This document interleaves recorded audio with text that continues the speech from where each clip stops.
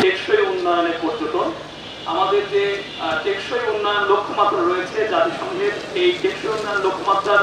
একটি অন্যতম নির্ণায়ক হচ্ছে যে আমরা পর্যটন যখন আমরা করব, যেটা আমাদের সম্মানিত অতিরিক্ত ডিআইজি মহোদয় বললেন যে আমাদের খুলনা রিজিয়নটাই হচ্ছে মূলত সুন্দরবন কেন্দ্রিক একটি পর্যটন হটস্পট। কিন্তু আমাদের একই সাথে পর্যটনকে যেমন দেশীয় এবং আন্তর্জাতিক পর্যটকদেরকে যেমন আমাদের তাদেরকে আগ্রহী করে তুলতে হবে, একই সাথে কিন্তু আমাদের সুন্দরবনের যে ম্যানগ্রোভ বনাঞ্চলটা রয়েছে, যেটা আমাদের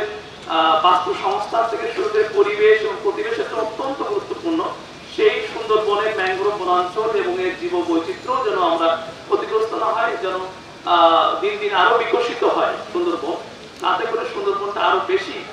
বহির্বিশ্বে এই সুন্দরবনটাকে আমরা আরো বেশি অ্যাডভার্টাইজ করতে পারবো। এবং এই পর্যটনের মাধ্যমে শুধুমাত্র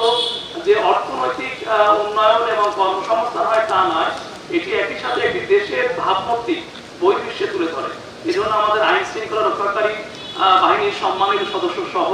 আমাদের প্রশাসন এবং আমাদের ট্যুরিজম রিলেটেড যতগুলো এনজিও, আইএনজিও এবং সরকারি দপ্তর রয়েছে, সকলের সম্মিলিত প্রয়াসে আমাদের এই খুলনা অঞ্চলের পর্যটন ভবিষ্যতে আরো বিকশিত হবে।